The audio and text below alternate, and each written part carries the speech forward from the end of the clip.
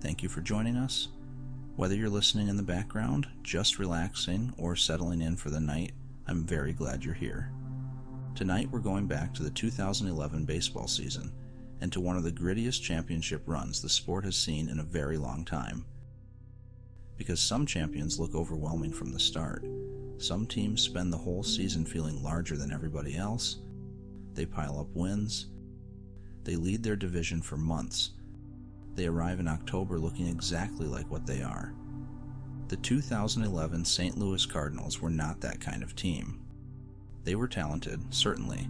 They had Albert Pujols, they had Chris Carpenter, they had Yadier Molina, they had Lance Berkman, Matt Halladay, and a veteran manager in Tony La Russa. But they did not move through that season like a giant. They moved through it like a team that kept having to save itself. That is what makes this story feel so good. It is not really the story of a powerhouse rolling to a title. It is the story of a team that stayed alive. A team that looked close to finished, then kept finding one more inning, one more week, one more game, one more answer. And by the time October was over, that stubbornness had become the identity of the whole season. In the end, the Cardinals did not just win the World Series. They clawed their way there, and once they arrived, they still were not done clawing. Before we get to the Cardinals themselves, it helps to remember what baseball looked like that year. The National League had a clear heavyweight in Philadelphia. The Phillies won 102 games and had the kind of rotation that seemed built to suffocate October.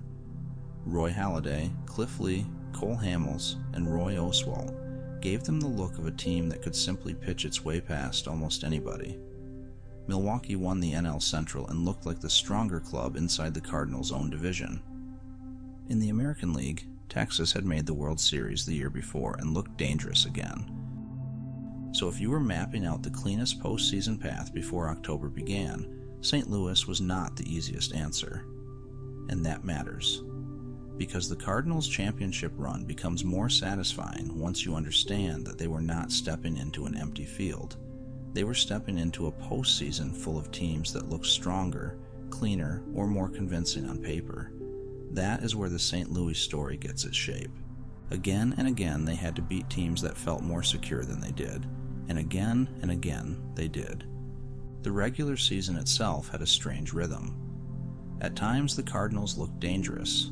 At other times they looked uneven. Pujols was still Pujols, though no longer putting up the most absurd numbers of his peak.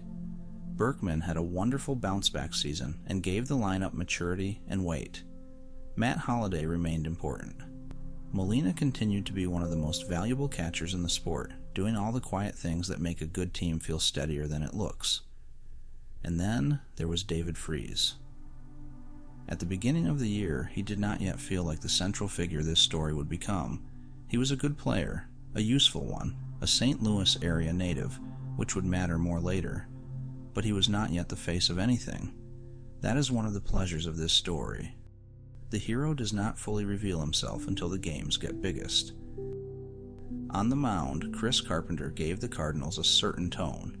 He was not merely a talented starter. He brought edge. He brought seriousness. He brought the feeling that a game mattered exactly as much as it should. That kind of presence matters a great deal in postseason stories, and it mattered to this team before the postseason even began. La Russa, meanwhile, was still one of the most respected managers in baseball. By that point, he had already built a long career full of big moments, tactical reputation, and authority.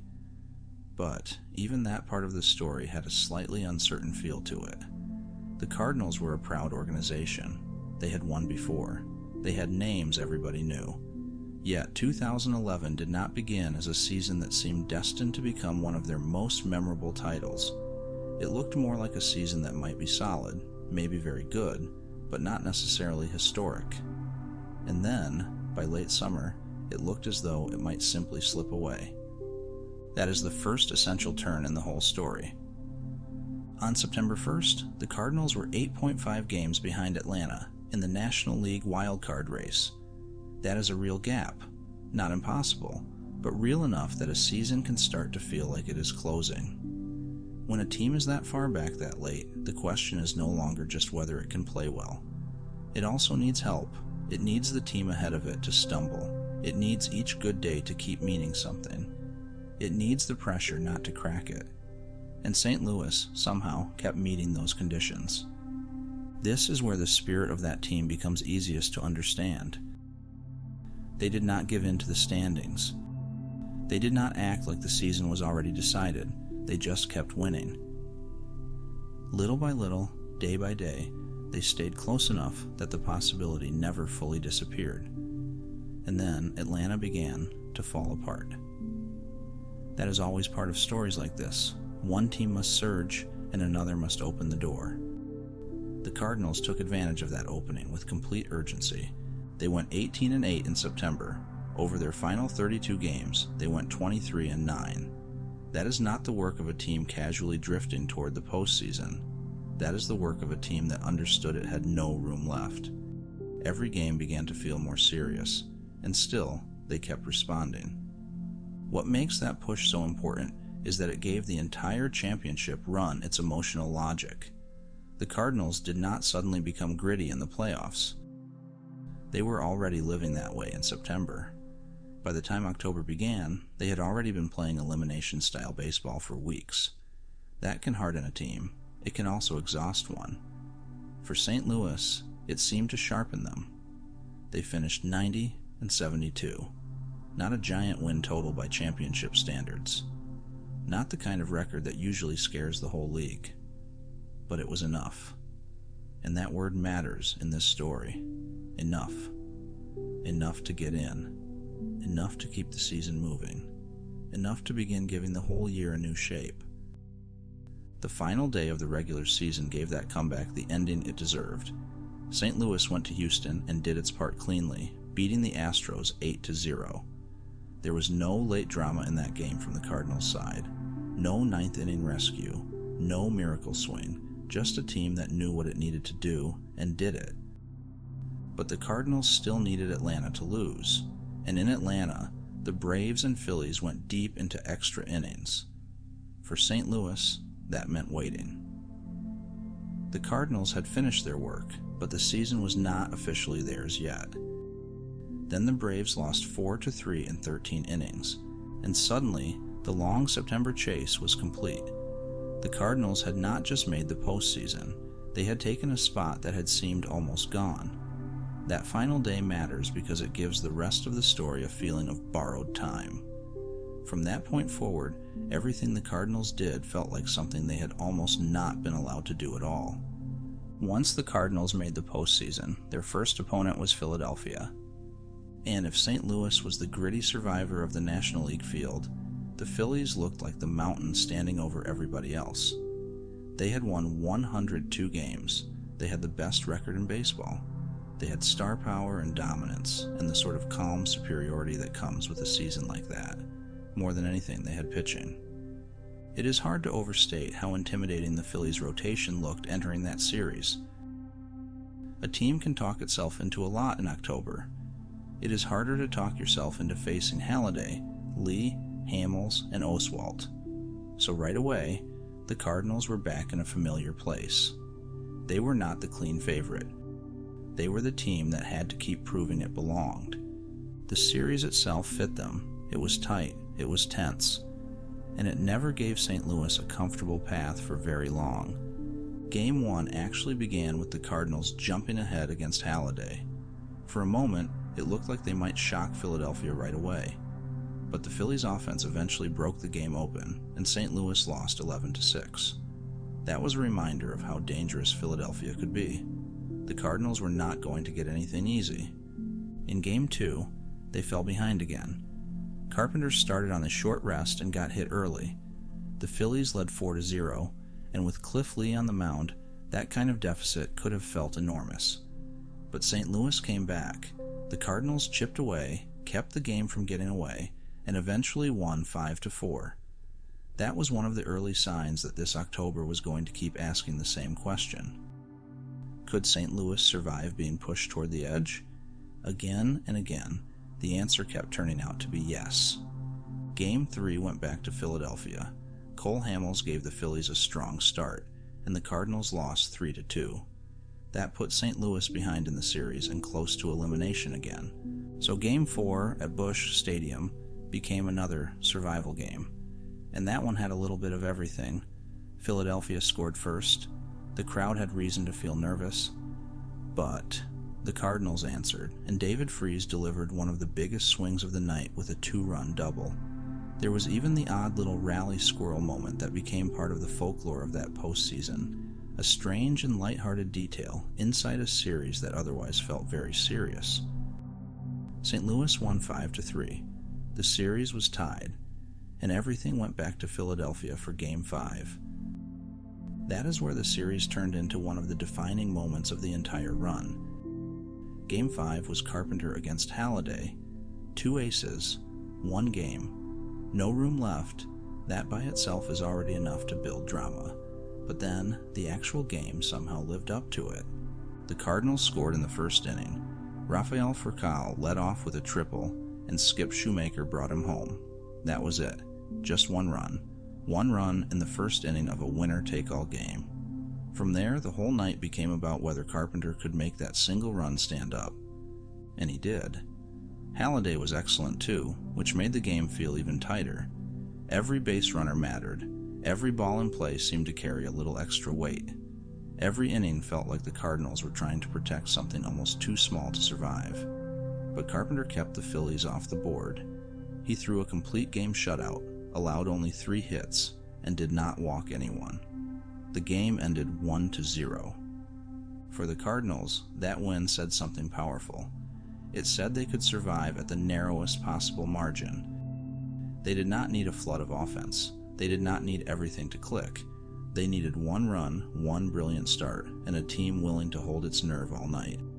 That feels like the 2011 Cardinals in miniature. Not a grand, sweeping victory, just a team that found the exact amount it needed and refused to let go of it.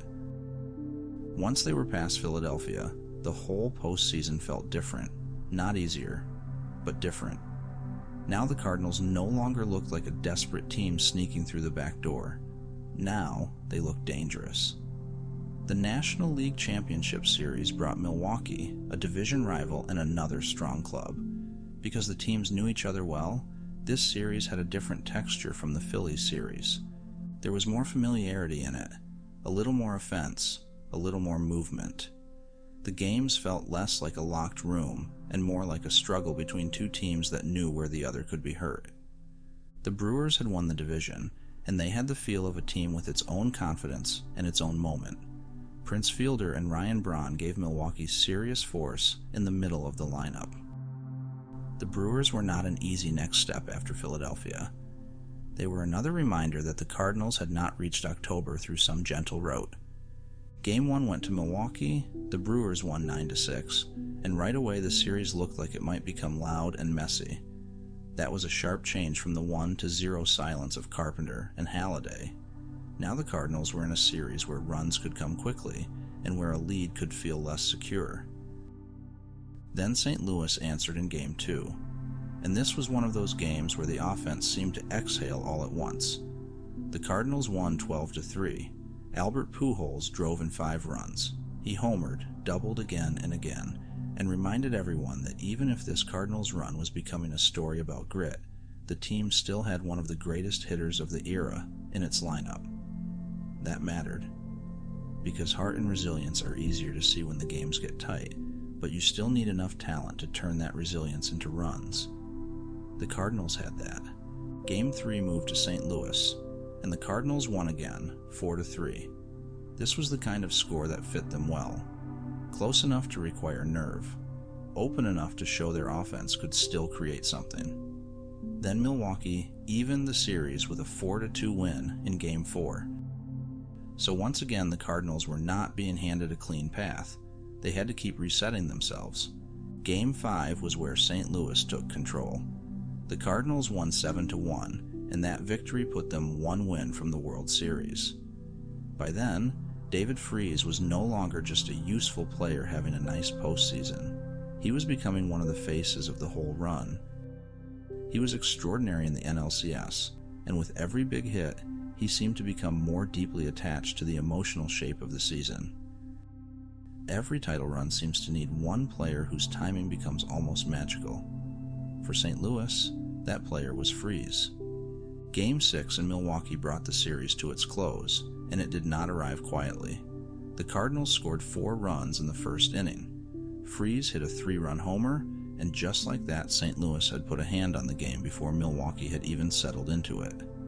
But the Brewers answered. They hit home runs of their own. The score tightened. For a while, the game had that uneasy feeling of a clincher that might get away if the team in front does not keep adding. Pujols homered. Rafael Furcal homered. Alan Craig drove in runs. The lineup kept pushing. By the end, St. Louis had won 12-6. The Cardinals were National League champions, and Freese was the NLCS MVP.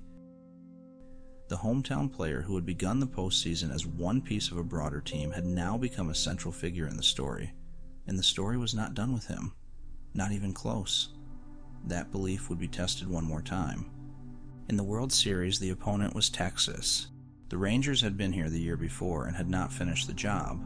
That gave them a kind of unfinished business energy of their own.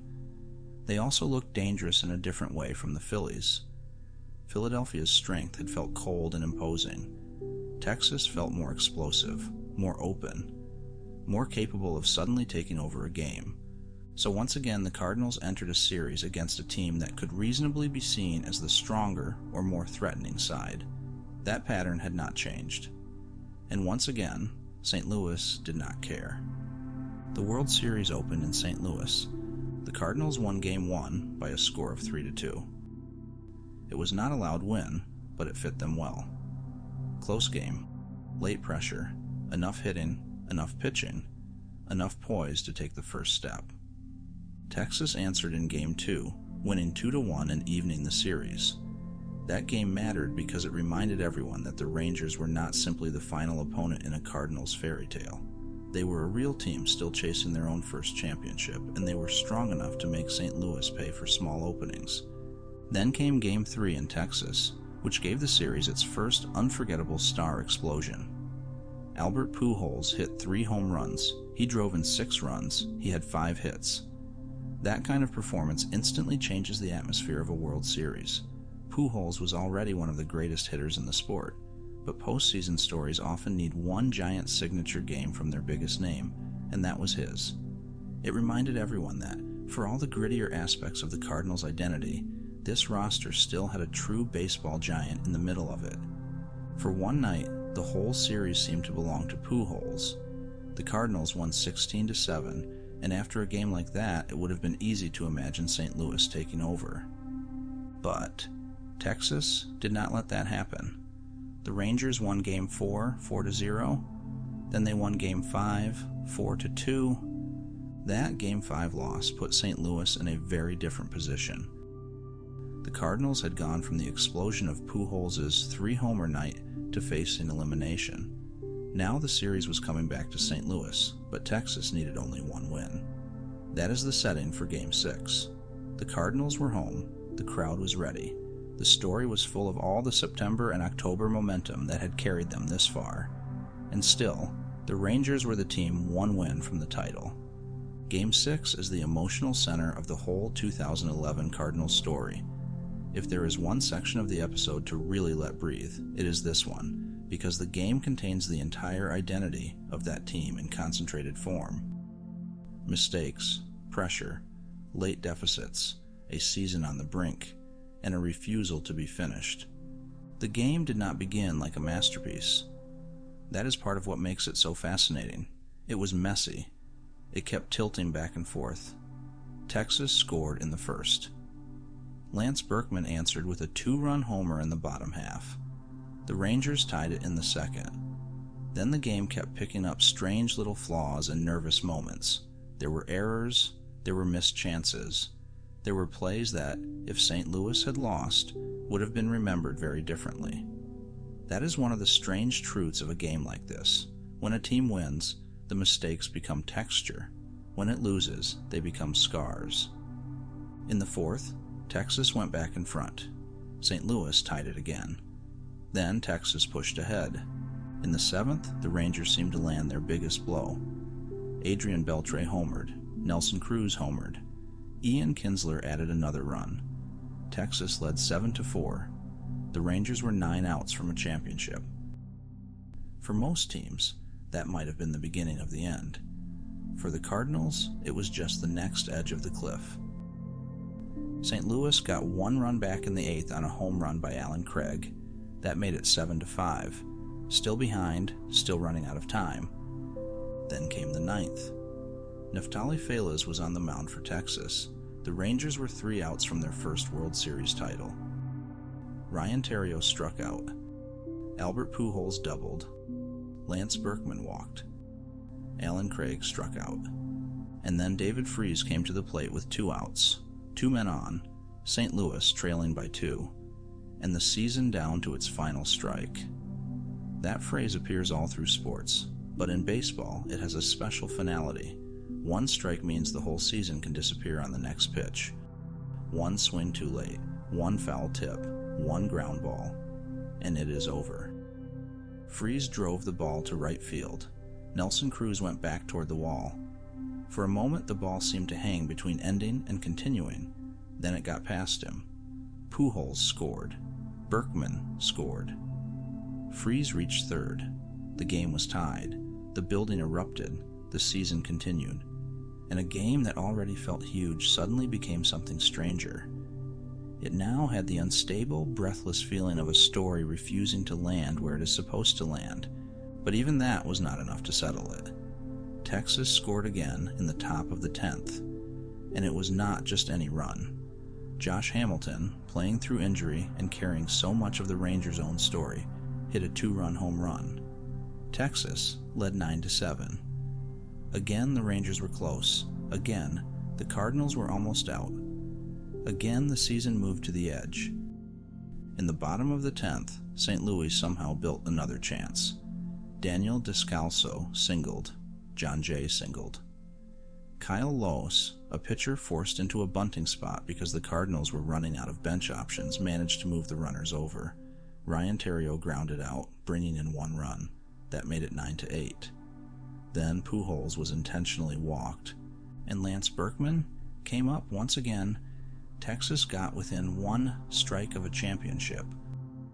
Once again, St. Louis refused to let the season end. Berkman singled to center.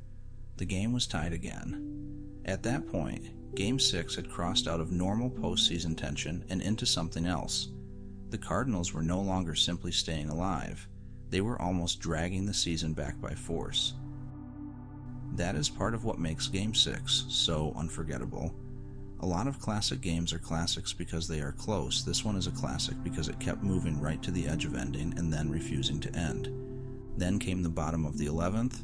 David Freese led off, and on a 3-2 pitch, he drove the ball to deep center field. It kept carrying. Over the wall. Game over. The Cardinals won 10-9, and if the 9th inning triple had already made him central to the story, the home run made him unforgettable. Freese had grown up in the St. Louis area. Now he had just hit one of the most famous home runs in the history of the franchise. That is the sort of thing sports stories almost never deliver so cleanly. Usually they are a little messier than that. But this one arrived perfectly. Hometown player. World Series elimination game. Walk-off home run. A team that had spent all September and October refusing to die doing it again in the biggest possible moment. And there is another reason that game matters so much. It was not merely dramatic. It expressed the whole spirit of the Cardinals season. They had been down. They had looked finished. They had needed help. They had faced stronger-looking teams. And every time there had been one more little opening, they had taken it. Game 6 turned that season-long habit into a kind of baseball legend. After a game like that, there is always the question of what comes next. Sometimes the emotional peak is so high that the next game feels almost impossible to play. Sometimes the team that survives the miracle has already spent everything it had. But the Cardinals were not finished. Game 7 arrived with a different energy. Still tense, of course, still full of consequence, but calmer. Game 6 had been chaos and rescue and noise. Game 7 felt more like the last hard step of a long climb. Texas scored twice in the top of the first inning, which meant even after all of Game 6, the Cardinals were asked to answer again right away. They did. Freese came up in the bottom of the first and hit a 2-run double. The game was tied. And with that swing, he also set a new record for RBIs in a single postseason. It was almost as if the magic from the night before had not fully left the ballpark. Alan Craig hit a go-ahead home run in the third. Later, he made a leaping catch at the wall to take a home run away from Nelson Cruz. That was another fitting detail. The Cardinals' championship was not sealed by one player alone. Freese was the symbol, but the team kept getting important moments from everywhere. St. Louis added runs in the fifth, helped by Texas walks and a hit batter. Then another run came in the seventh. Chris Carpenter, starting again, gave them 6 innings. The bullpen finished it from there. Jason Mott recorded the final out when David Murphy flew to left field. St. Louis won 6-2. That is an important detail in the story. For all the mythology around Game 6, the championship was not won by the miracle alone. The Cardinals still had to come back the next night and finish the job, and they did. The miracle kept them alive. The team itself still had to earn the title. When the final out landed, the Cardinals were champions. From 8.5 games back in the wild card race on September 1st to the top of baseball by late October, it is difficult to design a more satisfying arc than that. And if you step back from the details for a moment, you can see why this team remains so memorable. They were not the best regular season team. They were not the cleanest favorite. They were not the team most people would have picked in early September, but they had heart. That word can be overused in sports. Sometimes it becomes a vague way of saying a team tried hard. Here it feels more specific than that. The Cardinals had heart in the sense that they kept functioning under pressure. They kept believing when the standings were against them. They kept playing good baseball when better-looking teams stood across from them. And they kept surviving moments that would have finished most clubs. There is also something deeply satisfying about the way the championship distributed itself across the roster. Pujols had the huge game. Carpenter had the 1-0 masterpiece against Philadelphia. Molina gave them steadiness. Berkman had the massive extra inning hit in Game 6. And Freese became the face of the October run. That is a beautiful shape for a title story. It lets the team still feel like a team even while the hero moments accumulate. And then there is Tony La Russa. A few days after the World Series, he retired. That gives the whole season one final note of closure. Not because the Cardinals needed that to make the story meaningful. They already had that. But because it lets the ending settle in a very clean way. A veteran manager guiding a proud, stubborn club through one last extraordinary run. A championship, and then the end of that managerial chapter. It feels almost too neat. But it happened. Maybe that is the nicest thing about looking back at the 2011 Cardinals now. They remind you that not every championship has to feel inevitable, to feel complete. Sometimes the most satisfying ones are the opposite. Sometimes the best title stories belong to teams that had to fight just to stay in view.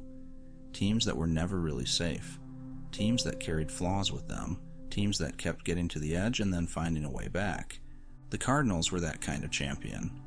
They did not overpower the season. They outlasted it. They outlasted September. They outlasted Philadelphia. They outlasted Milwaukee. They outlasted Texas. And in doing that, they became one of baseball's great examples of what it means for a team to simply refuse to go away. That is why the 2011 Cardinals are remembered so warmly, not just because they won, but because they won in a way that kept asking for one more act of belief, one more inning, one more answer, and somehow they kept providing it. Thank you for spending some time with me. I hope you enjoyed this look back at the 2011 St. Louis Cardinals and at the long, stubborn road they took to a championship. It's a story about heart, timing, resilience, and a team that never really stopped fighting, even when the season kept offering reasons to stop. And maybe that is the nicest way to remember them. Not as the most obvious champions, not as the cleanest champions, but as one of the grittiest. A team that kept coming back, kept hanging on, and finally turned that stubbornness into a World Series title. Thanks so much for joining on Chill Sports History. We love sharing these fun stories with you every week. If you'd like to come back for another story, we'd be very happy to have you here, and we can't wait to share more with you.